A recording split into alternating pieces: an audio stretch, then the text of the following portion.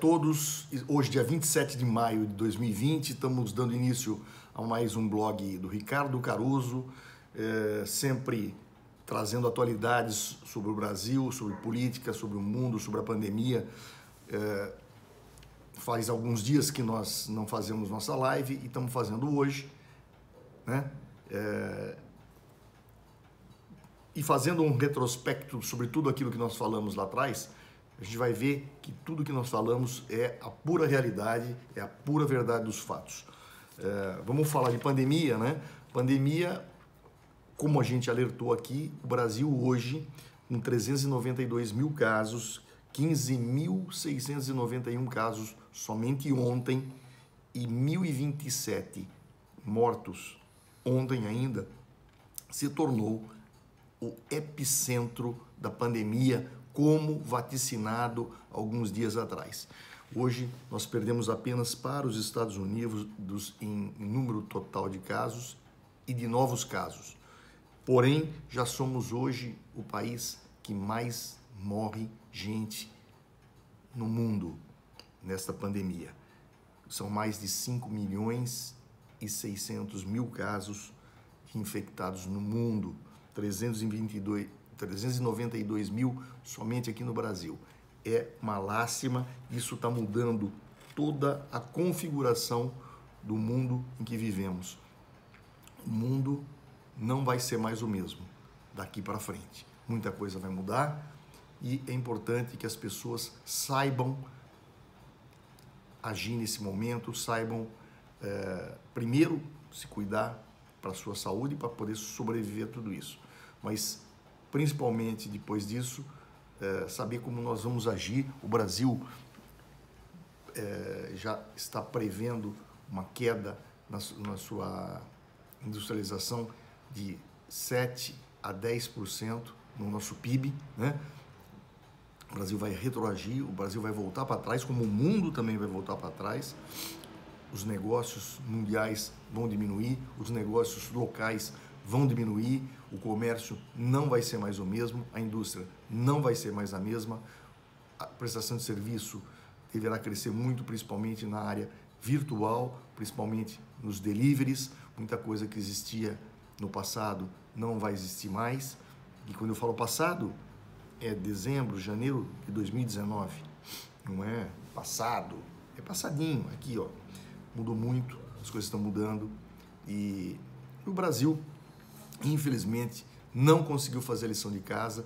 Nós estávamos com 90 dias de adiantamento em relação a essa pandemia, poderíamos ter tomado todas as precauções necessárias para evitarmos o pior. Infelizmente, não tomamos, por questão dos nossos políticos, pela falta de hombridade, pela falta de honestidade dos nossos políticos, que quiseram, queria aparecer mais que o outro, né?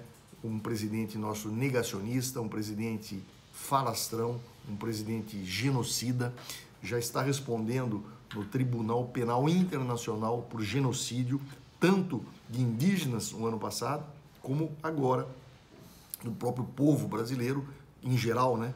Porque o indígena também é povo brasileiro, mas especificamente agora sobre toda a população brasileira, jogando nós de frente para a pandemia, para o coronavírus e fazendo com que milhares de pessoas morressem desnecessariamente. Nossos números hoje chegam a 15.600 mortos. Porém, os números não param de crescer. Os mortos diários já ultrapassaram a casa dos 1.000 diários, vão continuar altos por um bom tempo, já estão prognosticando mais de 60 mil mortos com essa pandemia até o final do ano. Infelizmente, as restrições, o distanciamento social deverá ser mantido para a nossa segurança. Nós aqui no estado de São Paulo, quero falar um pouquinho sobre São Paulo agora. São Paulo começou essa pandemia sendo o estado com mais casos, e ainda é o de mais casos no Brasil. Porém, nossos números percentuais abaixaram muito. Nós começamos com 35% de todos os casos do Brasil, porque nós somos a maior população também, e com o distanciamento social, nós conseguimos, que aqui em São Paulo foi um pouquinho mais eficaz do que no resto do Brasil, nós conseguimos baixar, hoje nós estamos ao redor de 20% dos casos do Brasil, quer dizer, houve uma redução drástica de 35% para 20%, sendo que até o momento, apesar de estarmos no limite superior, ainda não estamos com os leitos totalmente ocupados, não estamos em colapso, como outros estados da federação, como Fortaleza, Manaus, São Luís e outros lugares que estão colapsados, que já não tem mais como atender a população. Infelizmente, mais uma vez, eu quero aqui criticar, eu quero aqui apontar o dedo na direção do nosso presidente da República, Jair Bolsonaro, que ao invés de acolher a população, ao invés de acolher seu povo, ao invés de fazer todo o esforço possível e necessário para nos proteger dessa pandemia, fez exatamente ao contrário, negando a crise, negando a pandemia, negando a doença, tratando-a como uma gripezinha, fazendo sua população sair das ruas, nas suas passeatas, micropasseatas, fazendo carreatas, incentivando, né? Ele não fez nada disso, mas incentivou, né? Incentivou tudo isso e incentivando a população, a parte da população, a desobedecer às autoridades sanitárias, aos governos estaduais e municipais, que houve uma queda de braços aí entre o governo federal, estadual e municipal, e com isso quem saiu perdendo foi a população. Porque se o meu vizinho se contamina, ele traz a contaminação para mim. Se eu me protejo, mas o meu vizinho não se protege, de nada adianta. Nós precisamos fazer um esforço coletivo e conjunto, coisa que não foi feito.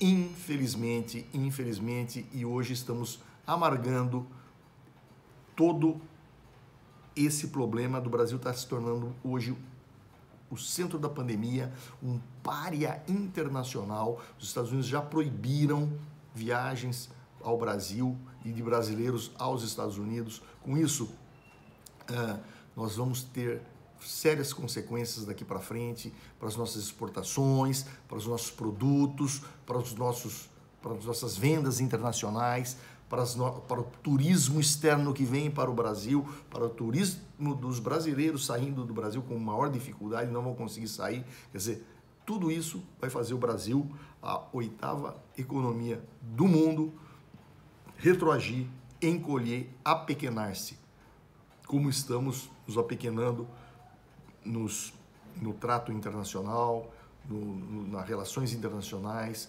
com a política que está sendo adotada pelo nosso ministro de nossas relações exteriores, nosso ministro da Educação está sendo chamado agora para se explicar as palavras de ódio que proferiu naquela reunião do dia 22 de abril, que foi divulgada, com pessoas de pouquíssima qualidade, de pouquíssima educação, de pouquíssima cultura, que estão nos governando. Esse é o Brasil que nós temos pela frente. Mais 2 anos e meio ainda desse governo para democraticamente eliminarmos através do voto, ou quem sabe antes, através do impeachment, caso as instituições tenham a coragem necessária para isso.